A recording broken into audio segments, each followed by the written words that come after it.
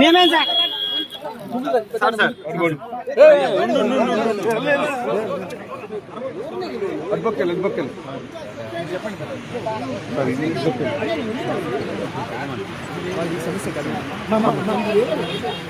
అది అమ్మా వీటి బొమ్మ ఆ తర్వాత అమ్మ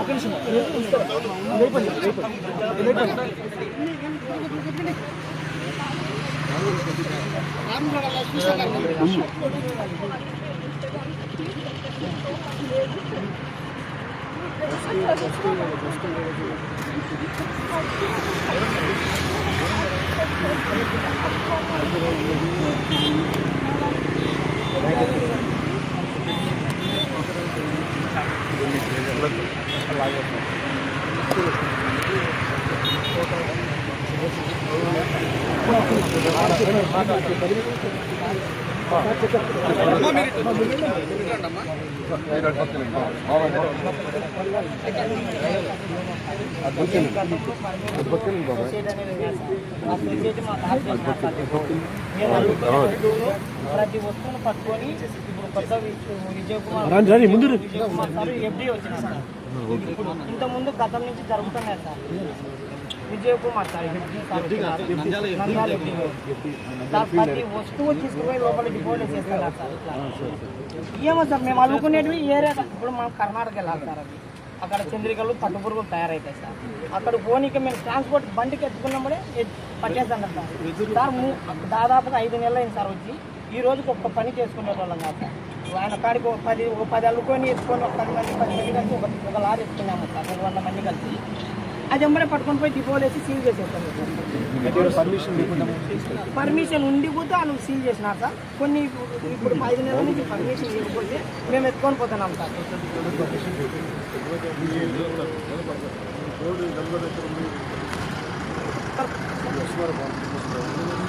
ఈ సార్ వచ్చిన తర్వాత చాలా ఇబ్బంది పెడుతున్నాం సార్. మేము అంతకుముందు కొద్దిగా జరుగుతున్నాయి సార్. ఏదో పర్మిషన్లు తెచ్చుకొని ఇక్కడ డిపోలన్నీ ఆఫ్ చేస్తే మళ్ళీ ఇక్కడ జంగారెడ్డి కూడా వచ్చి ఎదురు తీసుకొని పోయి డిపో గవర్నమెంట్ డిపో చేసుకుంటాను సార్. ఇంకొక విషయం సార్, వెదురు కొడితేనే మళ్ళీ పుడతాను.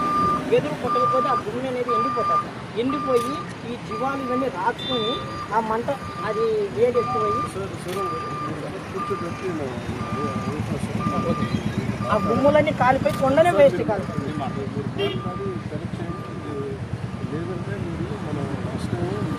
పంచాయతీలు ప్రత్యేకించి ఎవరైతే చేస్తారో డీటెయిల్గా మాట్లాడారు. ఆ రోజు మీటింగ్లో తమకు చెప్పారు సార్. రూట్ కమ్యూనిటీకి డ్యామ్ పంచాయతీలో దీన్ని రెండు కోఆర్డినేట్ చేస్తారు.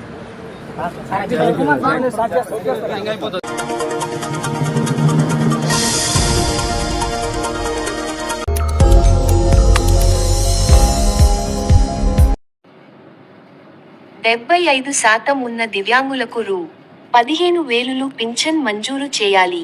ప్రభుత్వం స్పందించి నూతన పింఛన్లను త్వరగా మంజూరు చేయాలి. నంద్యాల జిల్లా కూటమి ప్రభుత్వం డిసెంబర్ 3న దివ్యాంగుల దినోత్సవం సందర్భంగా ప్రకటించిన 7 వరాలు సంక్రాంతి కానుకగా ఉచిత బస్సు ప్రయాణాన్ని అమలు చేయాలని దివ్యాంగుల సంక్షేమ సంఘం రాష్ట్ర అధ్యక్షులు శీలం శ్రీనివాసులు, వికలాంగుల ఆదరణ సేవాసమితి వ్యవస్థాపక అధ్యక్షులు మరియదాస్ కోరారు. సోమవారం నంద్యాల కలెక్టరేట్ కార్యాలయం దగ్గర దివ్యాంగులు నిరసన తెలిపారు. వారు మాట్లాడుతూ 75% నుండి 100% ఉన్న దివ్యాంగులకు రూ.15,000 పింఛన్ మంజూరు చేయాలని డిమాండ్ చేశారు. ప్రతి సోమవారం నంద్యాల జిల్లా కలెక్టరేట్లో జరిగే ప్రజా సమస్యల పరిష్కార వేదిక కార్యక్రమంకు సుదూర ప్రాంతాల నుండి వ్యయ ప్రయాసలతో దివ్యాంగులు అధికారులు చుట్టూ తిరుగుతూ వినతి పత్రాలు అందించినా ప్రయోజనం లేదని వారు వాపోతున్నారు. కూటమి ప్రభుత్వం ఏర్పడినప్పటి నుండి నూతన పింఛన్లు మంజూరు చేయకపోవడంతో పెన్షన్ కోసం దివ్యాంగులు, వృద్ధులు కార్యాలయాల చుట్టూ, అధికారుల చుట్టూ తిరగాల్సి వస్తుందని దివ్యాంగులు, వృద్ధులు ఆవేదన వ్యక్తం చేస్తున్నారు. సోమవారం నంద్యాల కలెక్టరేట్ కార్యాలయంకు ఆత్మకూరు మండలం వడ్లరామపురం గ్రామంకు చెందిన సయ్యద్ ఖాజా పీరా అమీనబీ దంపతులు మంచానికి పరిమితమైన తమ కుమారుడు సయ్యద్ మహమ్మద్ ముస్తఫాను ప్రజా సమస్యల పరిష్కార వేదిక కార్యక్రమానికి తీసుకొని రావడం జరిగింది. 12 ఏళ్ల నుండి తన కుమారుడు దివ్యాంగుడుగా మంచానికి పరిమితమై ఉన్నాడని, మాటలు రావని మా బాబు కోసం కూలి పని చేయకుండా ఇంట్లోనే ఉంటూ సేవ చేస్తున్నాం మని కుటుంబం గడవడం కష్టంగా మారిందని ఆవేదన వ్యక్తం చేశారు. ప్రస్తుతం రూ. 6,000 పింఛన్ వస్తుందని కాని 15,000 రూపాయలు పింఛన్ కోసం ఎన్నో సార్లు గ్రామ సచివాలయం, ఆర్డీఓ, కలెక్టర్ కార్యాలయం చుట్టూ తిరిగినా ఫలితం లేదన్నారు. ఇప్పటికైనా ప్రభుత్వం, అధికారులు స్పందించి అర్హత గల పింఛన్ ఇప్పించాలని కలెక్టర్ రాజకుమార్ కి వినతి పత్రం అందజేశారు. ఈరోజు కలెక్టరేట్ ఆధ్వర్యంలో వికలాంగులత ఇక్కడ కూరి ఒక సమస్యను ప్రభుత్వం దృష్టికి తీసుకురావడం జరుగుతుంది. ఈరోజు జరుగుతున్నటువంటి అన్యాయాలు అన్నీ కాదు, పుట్టుకతో వికలాంగులకు అన్యాయం జరుగుతుంది. డిఎంహెచ్ పింఛని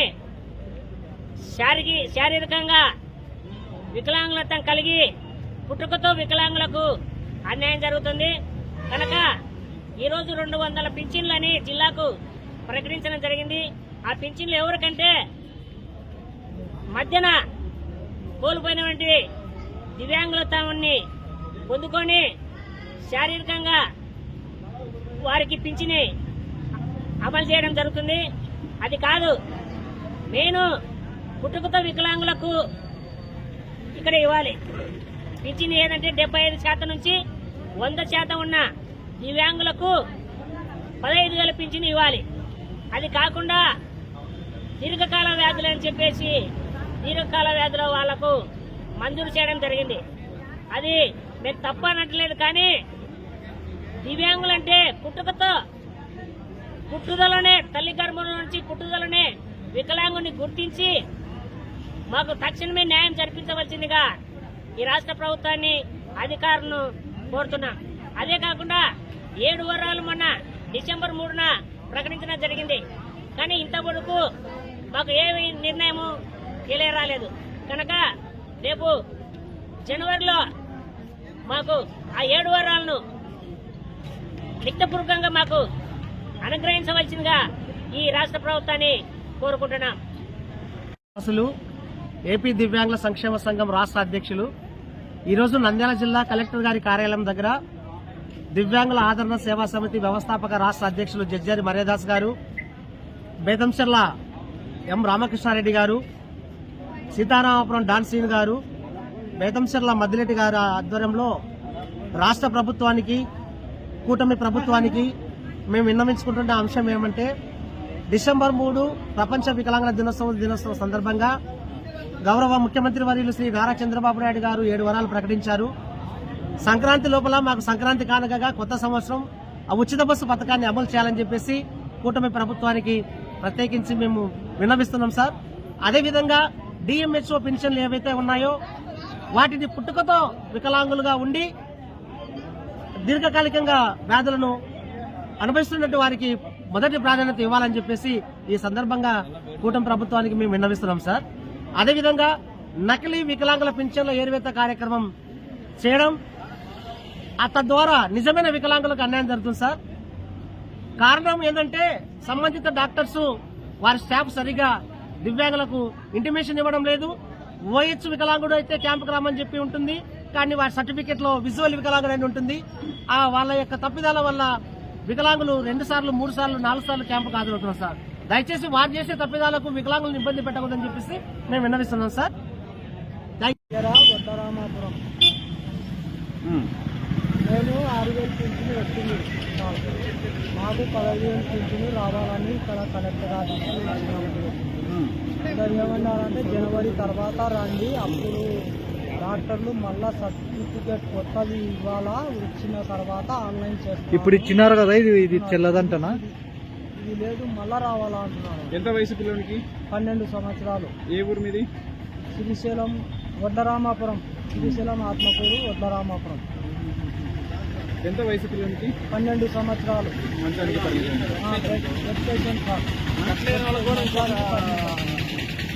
మీరేం చేసుకుంటారు? నేను కార్పెంటర్ పని చేస్తాను. తీసుకొని ఉండాలా, యాకి కొని కూడా లేదు. ఓకే ఓకే తీసుకొని ఉండాలా.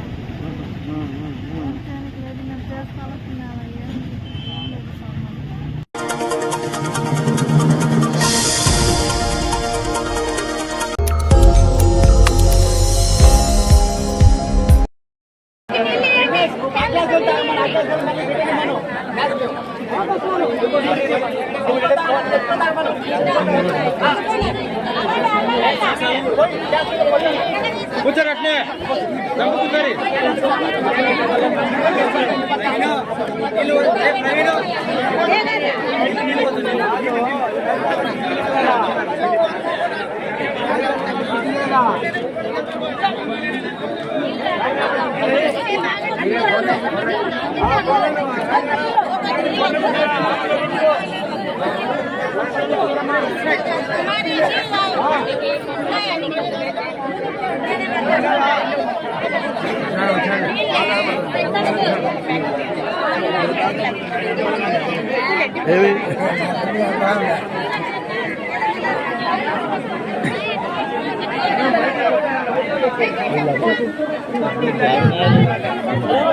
అందరు కూర్చోండినా ఇంటికే రాలే ఆఫీస్కే రాలే ఆఫీస్కి రాకపోతే మళ్ళీ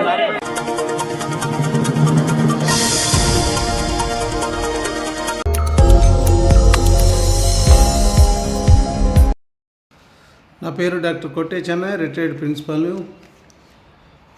మా సమస్యలు పరిష్కరించండి అని చెప్పేసి వేడుకుంటూ గౌరవనీయులైన ముఖ్యమంత్రి శ్రీ చంద్రబాబు నాయుడు గారికి, డిప్యూటీ సీఎం పవన్ కళ్యాణ్ గారికి, విద్యాశాఖ మంత్రులు లోకేష్ గారికి వినమ్రపూర్వక విజ్ఞప్తి చేసుకుంటున్నాం.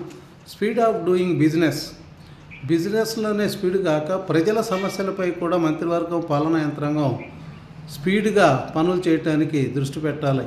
అది జరగడం లేదు. ముఖ్యంగా సెక్రటేరియట్, హెచ్ఓడీలు, జోనులు ఆఫీసుల్లోనూ ఫైళ్లు కదలటం లేదు. సిటిజన్ చార్టర్ లేనందున అధికారులలో బాగా నిర్లిప్తత పెరిగిపోయింది. జవాబుదారీతనం లోపించింది.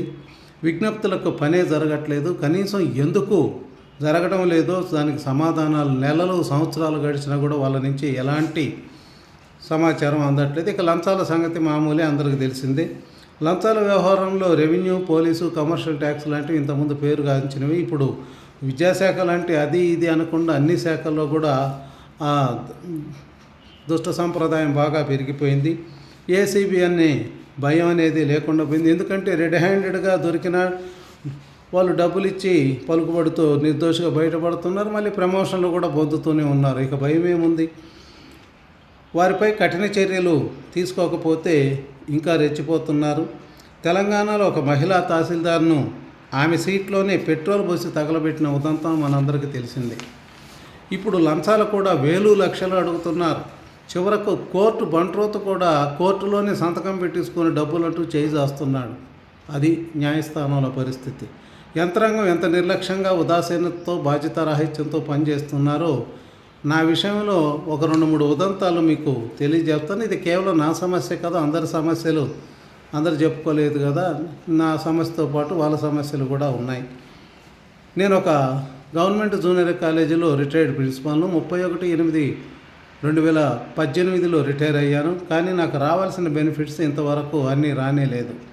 లంచం ఇవ్వలేదని నా పై అధికారి నా మీద తప్పుడు రిపోర్ట్ ఇస్తే దాంతో 5.5 లక్షలు నా గ్రాట్యుటీ నుండి పట్టుకున్నారు. దానికి తగిన ఓచర్లు, రసీదులు చూపిస్తూ 7 ఏళ్లలో 100 లెటర్లు రాసిన, 30 సార్లు విజయవాడ, గుంటూరులో ఉన్నటువంటి మా కమిషనరేట్ ఆఫీస్ చుట్టూ తిరుగుతూనే ఉన్నాను. అయినా పని కాలే. 6 మంది కమిషనర్స్ కూడా మారిపోయారు 7 ఏళ్లలో, కానీ పని మాత్రం కాలే. చివరికి ఈ మధ్య ఒక పార్టీ నాయకుడితో ఫోన్ చేస్తే 3.5 లక్ష రిలీజ్ చేశారు. ఇంకా అవి కూడా సిఎఫ్ఎస్ పుణ్యమని ఆ సిఎఫ్ఎస్లు పడిపోయి ఉన్నాయి. ఎప్పుడు వస్తాయో దేవుడికి కూడా తెలీదు. ప్రభుత్వంలో డబ్బులు ఉన్నప్పుడు ఇస్తారట. ఇంకా 1,77,000 రావాలి. ఎన్ని లెటర్స్ రాసినా స్పందన లేదు. ఒక 77,000 కొరకు కమిషనర్కి పవర్ లేదని రాటిఫికేషన్ కోసం గవర్నమెంట్కి రాశారు. అది సెక్రటేరియట్లో గత 3 ఏళ్లుగా మూలుగుతున్నది. ఏ సమాధానం వారి నుంచి రాదు. తెలిసిన వాళ్ళని కాస్త అడగండి అని పంపిస్తే చేస్తామంటున్నారు. ఇంకా దాని ఊసే లేదు. ఇంకొక 1,00,000 రూపాయలకు అన్ని డాక్యుమెంట్లు ఇచ్చినా రిలీజ్ చేయడానికి 7 ఏళ్ళు దాటిన మా డిపార్ట్మెంట్ వారికి అవి ఎలా చేయాలో ఇంకా తెలియని దుస్థితిలో ఉన్నారు వాళ్ళు. ఇక రెవెన్యూలోనే ఇలాంటి కోకొల్లలు ఉంటాయి. నాకు ఒక అనుభవం ఉంది. కర్నూలులో సర్వీసులో ఉన్నప్పుడు 2006లో 2.75 సెంట్లు అయ్యి అట్లాంటి 4 ఫ్లాట్లు ఒక 100 మందితో కలిసి ఒక వెంచర్లో కొన్నాం. అవి ఎప్పుడో పిల్లలకు పనికొస్తాయి కదా అని పెద్దగా వాటి మీద దృష్టి పెట్టలో ఊరు బయట ఉన్నాయి కదా అని. కానీ 2016లో ఎక్స్ ఆర్మీ అని ఒక ముఠా తారాయి, అవి ప్రభుత్వ భూమి అని, పట్టా భూమి కాదని, ఎక్స్ ఆర్మీ కాబట్టి మాకు ప్రభుత్వం ఇచ్చిందని అన్నీ ఫోర్జరీ చేసి అన్ని డాక్యుమెంట్లను ఫోర్జరీ చేసి వాటిని పొంది వాటిని వెంటనే వేరే వాళ్ళకు కూడా అమ్మటం జరిగిపోయింది. ఆ విషయం మాకు 1 సంవత్సరానికి తెలిసి అసలు మాకు అమ్మినటువంటి ఆ రియల్ ఎస్టేట్ వెంచర్ వేసిన పెద్ద మనిషికి చెప్తే ఆయన కలెక్టర్ గారికి స్పందనలో ఇస్తే ఆ కలెక్టర్ గారు ఏదో దయతో సంబంధిత మండలం తహసీల్దార్కు అయ్యా దీని మీద సవివరమైన రిపోర్ట్ ఇవ్వండి అని చెప్పేసి రాయటము, ఆ తహసీల్దార్ గారు పాపం వెంటనే స్పందించి సంపూర్ణంగా బ్రహ్మాండంగా చేసి రిపోర్టు ఏమని ఇచ్చాడు, అవన్నీ కూడా ఫోర్జరీ డాక్యుమెంట్లో ఎక్స్ఆర్మీ కాదు. ఎందుకంటే 73లో ఆర్మీలో జాయిన్ అయ్యి 75 లెటర్ రిటైర్ అవుతారు. వాడు వాస్తవంగా రిలీవ్ అయింది ఆర్మీ నుంచి 2005లో. వీళ్ళు అప్పుడు రిలీవ్ అయినట్టుగా ఎక్స్ఆర్మీ ఐడెంటిటీ కార్డులు సృష్టించారు, డాక్యుమెంట్లు ఇచ్చారు, పట్టాదారు పుస్తకాలు అన్నీ కూడా ఫోర్జరీ చేసి సంపాదించారు. కాబట్టి they may be restricted, they may be cancelled అని చెప్పి చాలా స్పష్టంగా తహసీల్దార్ గారు రిపోర్టు రాసి ఆర్డీఓ గారికి పంపించారు. ఆర్డీఓ గారు ఇంటర్ 2018లోనే జాయింట్ కలెక్టర్ గారికి పంపించారు. ఆ జాయింట్ కలెక్టర్ గారు దాదాపు 5 ఏళ్ళు ఆయన ఒక్కడే తన దగ్గర పెట్టుకుని ఫైల్ ముట్టుకు ఎన్నిసార్లు అడిగినా కూడా చేస్తామన్నారు కానీ దాని గురించి పట్టించుకో. ఆ తర్వాత ఈ మధ్య ఆయన తర్వాత వచ్చిన ఇద్దరు కూడా వాటిని పట్టించుకోలేదు, అట్లాగే పడిపోయింది. ఇదేమని చెప్పేసి ఈ మధ్యలో మేము కలెక్టర్ గారిని ఎస్పీ గారిని కలిసి అయ్యా ఇది పరిస్థితి అంటే, అయ్యా ఇది భూముల కేసులు సివిల్ మ్యాటర్ మేము పట్టించుకోము, మీరు కోర్టుకి వెళ్ళండి అన్నారు. సరేనని 2023లో మేము కోర్టుకి వెళ్ళాం. ఆ కోర్టులో కూడా న్యాయం ఎంత స్పీడ్గా జరుగుతుందో మనకు తెలుసు కదా. ఇప్పటికి 25 వాయిదాలు వేశారు, ఒక్కరోజు కూడా బోనెక్కియలేదు, వాళ్ళని కానీ మమ్మల్ని అడగలేదు. ఇప్పటికి 25 వాయిదాలు మాత్రం పడ్డాయి. ప్రతి నెల 1-2 సార్లు పోయి వస్తూనే ఉన్నాము. ఇది పరిస్థితి. మరి వాళ్ళు తీర్పు ఎప్పుడు చెప్తారు, ఎలా చెప్తారో అర్థం కాదు. కోర్టులో ఈ విధంగా ఈ రెవెన్యూ వాళ్ళు కోర్టులోనూ మా సొంత శాఖలో కూడా ఇదే పరిస్థితి దాపురించింది. లోకేష్ గారు గల్ఫ్లో ఉన్న వారికి రక్షించాడు, దివ్యాంగ విద్యార్థులకు మేలు చేశాడు. పవన్ కళ్యాణ్ గారు నర్సరావుపేట స్కూల్లో 25 లక్షలు వర్త్ చేసే పుస్తకాలు ఇచ్చాడు, కంప్యూటర్లు ఇచ్చాడు, గిరిజనులకు చెప్పులు పంపారు. ఆ క్రీడాకారునికి గృహోపకరణాలు వెంటనే ఇప్పించినాడు. నిన్న కానిస్టేబుల్కి ఎన్నికైన ఆయనకు చంద్రబాబు పవన్ కళ్యాణ్ కలిసి 1 గంట లోపలే 3,20,00,000 రూపాయలు రోడ్డు శాంక్షన్ చేశారని పేపర్లో చూసి టీవీలో చూసి సంబరపడిపోతున్నాం. కానీ మా దుస్థితికి మేము చింతిస్తున్నాం. మమ్మల్ని కూడా కాస్త పట్టించుకోమని వాళ్ళ ముగ్గురిని మేము కోరుతున్నాం. అలాగే పరిపాలనలో వేగం లేదు, పారదర్శకత లేదు, జవాబుదారీతనం లేదు. అవి ఉండేటట్టు పాలనా యంత్రాంగాన్ని తీర్చిదిద్దుకోమని చెప్పేసి ఆ ముగ్గురిని నేను వేడుకుంటాను. ఒక సీనియర్ సిటిజన్గా, ఓ ప్రిన్సిపాల్గా. ప్రజా సమస్యల పరిష్కార వేదికలు ఏమైనా సమస్యలు ఇస్తే అవి ఏమీ పని చేయట్లేదు. 100% కూడా సాల్వ్ చేయట్లేదు. వాళ్ళు ఎవరెవరు కొరకు పంపిస్తుంటారు కానీ దానివల్ల ప్రయోజనం లేదు. ఇలా ఉంది పరిపాలన వ్యవస్థ అని తెలియజేయటానికే ఈ వీడియో పెట్టాను. దయచేసి అన్యదా భావించవద్దు. నా బాధ 7 ఏళ్ల నుంచి అనుభవిస్తున్న బాధ నేను చెప్పుకోవటానికి ఈ వీడియో చేశాను. మరి పరిష్కరిస్తారనే ఆశతో ఉన్నాను. Thank you.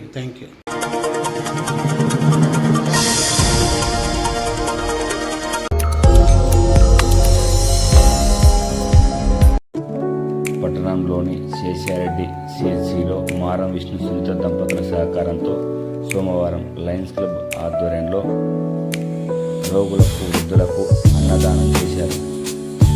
సమాజ హితం కోరి ఆయా సందర్భాల్లో వివిధ రకాల సేవా కార్యక్రమాలు నిర్వహిస్తున్న లయన్స్ క్లబ్ సభ్యులు అన్నదాన కార్యక్రమాన్ని దాతల సహకారంతో వారంలో 3 రోజులు లేదా 4 రోజులు నిర్వహిస్తూ వృద్ధులు, అభాగ్యుల ఆకలిని తీరుస్తూ ఆదర్శంగా నిలుస్తున్నారు. ప్రధానంగా లయన్స్ క్లబ్ విద్యా, వైద్య రంగాలతో పాటు గత కొన్ని రోజులుగా అన్నదానంను శేషారెడ్డి సిహెచ్సి అర్బన్ హెల్త్ సెంటర్లో ఆయా సందర్భాల్లో నిర్వహిస్తూ ఆదర్శంగా నిలుస్తున్నారు. లయన్స్ క్లబ్ అధ్యక్ష కార్యదర్శులు మధుసూదన్ రెడ్డి, రాజు, వలిభాష, కేశాల నాయుడు, వన్నూరు సాహెబ్, వెంకటేశ్వర్లు, రవి, పలువురు సభ్యులు తమ వంతు సేవా కార్యక్రమాలు నిర్వహిస్తూ మానవ జన్మకు సార్థకత చేకూరుస్తున్నారు. సేవలో తమ వంతు సేవాభావాన్ని చాటుకుంటూ ఆదర్శంగా నిలుస్తున్నారు. ముఖ్యంగా ప్రతి సోమవారం పట్టణంతో పాటు గ్రామీణ ప్రాంతాలకు చెందిన పలువురు రోగులు, గర్భిణీ మహిళలు వైద్యం కోసం వస్తుంటారు. వాళ్ళ ఆర్థిక పరిస్థితి కారణం మరే కారణం చేతను అన్నము వారికి ఆకలి తీర్చాలనే సదుద్దేశంతో చేపట్టిన ఈ కార్యక్రమానికి పట్టణంలోని పారిశ్రామికవేత్తలు, పలువురు వ్యాపారులు ఆయా సందర్భాల్లో అన్నదానానికి తమ వంతు సహకారం అందిస్తూ వృద్ధులు, గర్భిణీ మహిళలకు ఆకలి తీరుస్తూ తమ వంతు సేవాభావాన్ని చాటుకుంటున్నారు.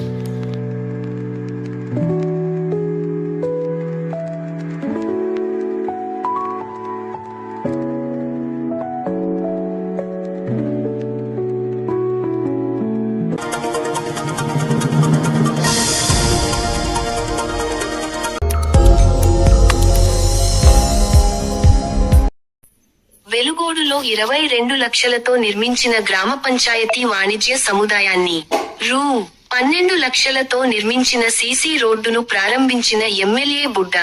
నంద్యాల జిల్లా వెలుగోడు పట్టణంలో పలు అభివృద్ధి పనుల ప్రారంభోత్సవాలకు విచ్చేసిన శ్రీశైలం నియోజకవర్గం ఎమ్మెల్యే బుడ్డ రాజశేఖర్ రెడ్డిని గ్రామ పంచాయతీ సర్పంచ్ వేల్పుల జైపాల్, ఈవో నరేంద్ర బొకేలు సమర్పించి ఘనంగా ఆహ్వానం పలికారు. ముందుగా సర్వ మత ప్రార్థనలు నిర్వహించారు. అనంతరం గ్రామ పంచాయతీ 15 ఫైనాన్స్ నిధులు రూ. 22 లక్షలతో నిర్మించిన గ్రామ పంచాయతీ వాణిజ్య సముదాయాన్ని సోమవారం ఆయన రిబ్బన్ కట్ చేసి ప్రారంభించారు. అనంతరం 15 ఫైనాన్స్ నిధులు 12 లక్షల రూపాయలతో నిర్మించిన సీసీ రోడ్డును ప్రారంభించారు. సిరాజుల్ ఉలూం అరబిక్ మద్రాస మౌలానాలు ఎమ్మెల్యేను మద్రాసలోనికి ఆహ్వానించి సన్మానించారు. అనంతరం స్థానిక రోకియాబీ దర్గాలో ప్రత్యేక ప్రార్థన నిర్వహించారు. దర్గా ముతవల్లిలు ఎమ్మెల్యేను శాలువులతో సన్మానించారు. అదేవిధంగా సర్పంచ్ వేల్పుల జయపాల్, ఈవో నరేంద్ర ఎమ్మెల్యే బుడ్డ రాజశేఖర్ రెడ్డిని ఘనంగా సన్మానించారు. ఈ కార్యక్రమంలో tahsildar Srinivasulu Goud, MPDO Madhusudan Reddy, PRDE Ayaz Ahmed, deputy MPDO Chand Basha, నాయకులు అన్నారపు శేసిరెడ్డి, ముల్లా అబ్దుల్ కలాం, ఎల్లాల కృష్ణుడు, అమీర్ హంజా, మోమిన్ రసూల్, శీలం వీరభద్రుడు, ఖలీల్ ఖాన్, సూర్యనారాయణ చంద్ర, రఘుస్వామి రెడ్డి, ఎం. సుధాకర్ రెడ్డి, డాక్టర్ జాకీర్ హుస్సేన్, ముక్కమల్ల రమణారెడ్డి, ముల్లా షబ్బీర్, ఇంతియాజ్, ఆసార్ వజీర్, సయ్యద్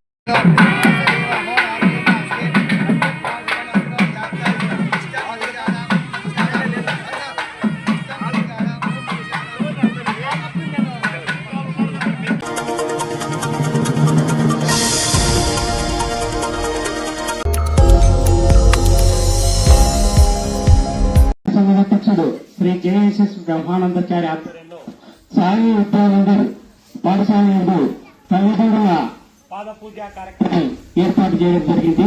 ఈ కార్యక్రమానికి అనుమతించిన హెచ్ఎం ఉపాధ్యాయ బృందానికి పేర్కొన్న కృతజ్ఞత తెలియజేస్తున్న మీ అభిప్రాయం నుంచి మీ బ్రహ్మానందచారి. ఈ కార్యక్రమానికి ఇచ్చేసిన తల్లిదండ్రులు, విద్యార్థులకు అందరికీ పేర్కొన్న కృతజ్ఞత తెలియజేయడం జరిగింది. వాస్తవంగా వచ్చేసి మనకు ప్రత్యక్ష దైవాలంటే మన తల్లిదండ్రులే. మన తల్లిదండ్రులను పూజిస్తే దేవుని పూజించినట్లు అని చెప్పి మీ బ్రహ్మానందచారి అంటాడు. ఎందుకు ఈ మాట అంటున్నాడని అంటే మన పురాణ కాలంలో కూడా ఈశ్వరుడు పార్వతీ దేవికి ఈ విషయం తెలియజేయడం జరిగింది. అలాగే విఘ్నేశ్వర స్వామి, కుమారస్వామికి ఒకసారి ఆధిపత్యం కోరు పెడితే అప్పుడు మీరు సమర్థలోకాలు తిరిగి ఎవరు ముందర వస్తే వారికి ఆధిపత్యం ఇస్తానని అన్నాడు. అప్పుడు వచ్చేసి కుమారస్వామికి నిధుల వాహనం, గణపతి స్వామికి ఎనక వాహనం కాబట్టి ఎట్లా అని గణపతి స్వామి అడిగితే తల్లిదండ్రులకు మించిన ధైర్యం లేదు అని చెప్పడం జరిగింది. కానీ ఈ మధ్య కాలంలో తల్లిదండ్రులను వృద్ధాశ్రమంలో వదలడం బాధాకరమని, వాస్తవంగా వచ్చేసి రేపొద్దున మనకు కూడా ఇటువంటి పరిస్థితి వస్తాదని చెప్పి ప్రతి ఒక్కరు కూడా ఆలోచించాలా. ఈ రోజు కోడలే రేపు అత్త కావచ్చు, ఈ రోజు కొడుకే రేపు తండ్రి కావచ్చు. కాబట్టి ఈ విషయాన్నల్లా ప్రతి ఒక్కరు కూడా గమనించి మీ తల్లిదండ్రులను ప్రేమించాలని చెప్పి మీ బ్రహ్మానందచారి కోరడం జరిగింది. కాబట్టి వాస్తవంగా పెద్దలను అవ్వాతాతను జేజీనాయను అలాగే మనకంటే పెద్దలను మీరు పిల్లలు గౌరవించే విధానాన్ని అలవర్చుకోవాలనే ఉద్దేశంతో శ్రీ జేకేఆర్ సంక్షేమ సంఘం తరఫున ఈ కార్యక్రమం ఏర్పాటు చేసినట్లు మీ బ్రహ్మాండాచారి కూడా తెలియజేయడం జరిగింది. వాస్తవంగా మీరు విద్యార్థులు ప్రతి ఒక్కరు కూడా మంచి క్రమశిక్షణ అలవర్చుకోవాలా. ఎప్పుడు పెద్దలను మనం గౌరవించినామో ఆ రోజే మనకు అన్ని అలవాట్లు కూడా అలవడతాయని చెప్పి మీ బ్రహ్మాండాచారి మీ అందరికి కూడా తెలియజేయడం జరిగింది. అలాగే ఇంత మంచి అవకాశం ఇచ్చిన సాయి విద్యానంద కరస్పాండెంట్ సార్ గారికి, ఇక్కడికి ఉన్న ఉపాధ్యాయ బృందానికి అందరికీ పేరు పేరున కృతజ్ఞత తెలియజేస్తున్న మీ అందరిని అభిమానించే మీ బ్రహ్మాండాచార్య కృతజ్ఞత వందనాలు. మనము తల్లిదండ్రులు ఎందుకు ప్రేమించాలా? చాలా మంచి క్వశ్చన్ అడిగినా వెంకటమ్మ. వాస్తవంగా వచ్చేసి మనకు ప్రత్యక్ష దైవాలు మన తల్లిదండ్రులే. ఎందుకని అంటే వాళ్ళు తిని వాళ్ళ కుటుంబం లేకపోయినా కానీ నా పిల్లలు బాగుండాలని చెప్పి మన కోసం కష్టపడుతున్నారు. అటువంటి వారిని మనం కూడా గుర్తెగిరి ప్రతి ఒక్కరిని కూడా ప్రేమించాలని చెప్పి మీ బ్రహ్మాండాచార్య అనడం జరిగింది.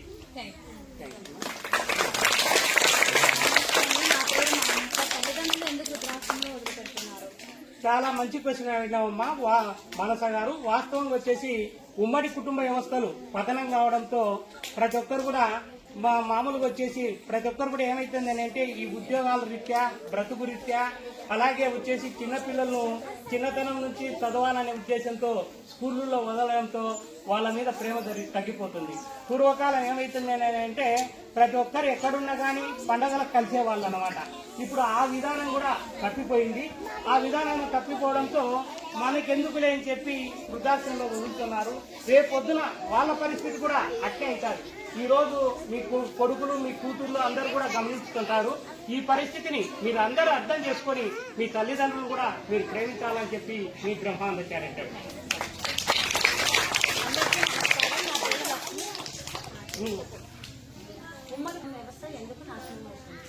చాలా మంచి క్వశ్చన్ అమ్మా. వాస్తవంగా వచ్చేసి మనం ఈ రోజు నుంచి కూడా మనం ప్రతి ఒక్కరం కూడా అలవాటు చేసుకోవాలా.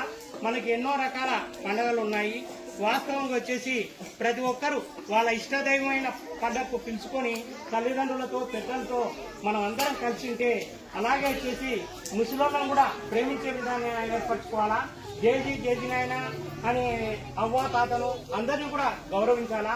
ఆ అలవాట్లు కూడా తల్లిదండ్రులు అయితేమి గురువులు అయితేమి ప్రతి ఒక్కరు కూడా చిన్నతనం నుంచి నేర్పిస్తే ఈ అలవాటు అవుతాదని చెప్పి మీ బ్రహ్మాండాచార్య అనడం జరిగింది. నమస్కారం, నా పేరు మహేష్ బాబు. తల్లిదండ్రులను గురువులను ఎందుకు దేవునితో సమానంగా చూసుకోవాలి? వాస్తవంగా వచ్చేసి మనకు దేవుడు మనకు జన్మనిస్తే మనకు సాధక బాధకాలు నేర్పేది గురువులు తల్లిదండ్రులు.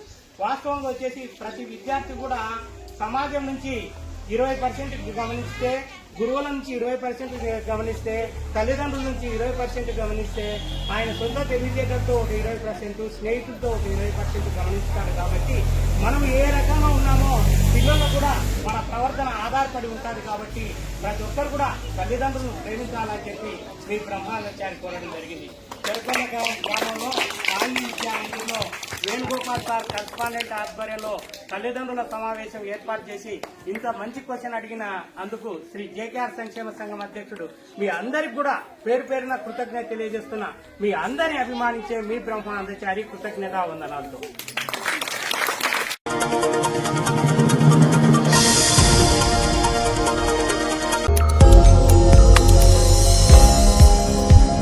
సంఘం అధ్యక్షుడు శ్రీ జేఎస్ఎస్ బ్రహ్మాండాచారి సాయి విద్యామందిర్ బనగానపల్లె మండలం చెరుపల్లె గ్రామంలో గత 35 సంవత్సరాల నుంచి నిర్వహిస్తూ అనేక మందిని విద్యావంతులను చేయడమే కాకుండా అనేక మందిని ఉద్యోగస్తులను చేయడమే కాకుండా సమాజాన్ని తీర్చిదిద్దేది నా బాధ్యత అని చెప్పి వేణుగోపాల్ సారు తక్కువ ఫీజుతో చెరుపల్లె గ్రామానికి విద్యాభివృద్ధి కోసం కృషి చేయడం చాలా సంతోషం అని చెప్పి మీ బ్రహ్మాండాచార్య అంటారు. ఎందుకు ఈ మాట అంటాడంటే దేశానికి స్వాతంత్రం తీసుకొని రావడంలో గాంధీ, నెహ్రూ, పొలవ నాయకులు ఎంత కృషి చేసినారో అలాగే బాలగంగాధర్ తిలక్ కూడా కృషి చేయడం జరిగిందనమాట. ఆ రోజుల్లో పాత్రికేయులు ఉండేవాళ్ళంట. అడిగినారంట బాలగంగాధర్ తిలక్, ఏమయ్యా నువ్వు దేశానికి స్వాతంత్రం వస్తే ఏమవుతావు, ఒక ప్రధానమంత్రి అవుతావా, ఒక రాష్ట్రపతి అవుతావా, ముఖ్యమంత్రి అవుతావా అంటే, లేదయ్యా నేను ఇప్పటికీ ఉపాధ్యాయుని, ఎప్పటికైనా నేను ఉపాధ్యాయుని అని చెప్పి బాలగంగాధర్ తిలక్ తన మాటల్లో తెలియజేయడం జరిగింది. ఎందుకనంటే ఒక ఉపాధ్యాయునికి ఒక డాక్టర్ శిష్యుడవుతాడు, ఒక ఇంజనీర్ శిష్యుడవుతాడు, ఒక గడేకారు కూడా శిష్యుడవుతాడు చదివింటే. ప్రతి ఒక్కరిని కూడా తీర్చిదిద్దేది ఉపాధ్యాయుడు అనమాట. కాబట్టి ఇంత గొప్ప వృత్తిని చేపట్టడమే కాకుండా చెరుపల్ల గ్రామాన్ని ఎంపిక చేసుకొని ఈ గ్రామీణ అభివృద్ధి కోసం కృషి చేయడమే కాకుండా అనేక మందిని తన వంతు బాధ్యతగా విద్యార్థులుగా తీర్చిదిద్దుతున్న సమయంలో మన సార్కు దాదాపు వచ్చేసి ఇతర రాష్ట్రాల నుంచి, అనేక రాష్ట్రాల నుంచి కూడా అవార్డులు రావడం చాలా సంతోషం అని చెప్పి మీ బ్రహ్మానందాచార్య అంటాడు. స్వచ్ఛ విద్యాలయ అవార్డు, సాహిత్య మండలి అవార్డు, జిల్లా ఉత్తమ ఉపాధ్యాయుని అవార్డు, అలాగే నేషనల్ ఎక్సలెన్సీ అవార్డు కూడా సార్కు రావడం చాలా సంతోషం. ఇంత గొప్ప అవార్డులు సాధించినందుకు వేణుగోపాల్ దంపతులకు పేరు పేరున కృతజ్ఞత తెలియజేస్తూ మీ అందరినీ అభిమానించే మీ బ్రహ్మానందాచారి. వాస్తవంగా వచ్చేసి చెరుపల్లె గ్రామం అంటేనే పాపం ఆప్యాయతకు అనురాగానికి పుట్టిన ఊరు. ఈ గ్రామంలో ప్రతి ఒక్కరు కూడా ఇతర వ్యక్తులను ప్రేమించే గుణం ఉన్నది. అలాగే అలాంటి గ్రామంలో వేణుగోపాల్ సార్ ఉండి తన వంతు బాధ్యతలు నిర్వహిస్తూ గ్రామీణాభివృద్ధికి కృషి చేస్తున్నందుకు చెరుపల్లె గ్రామస్తులు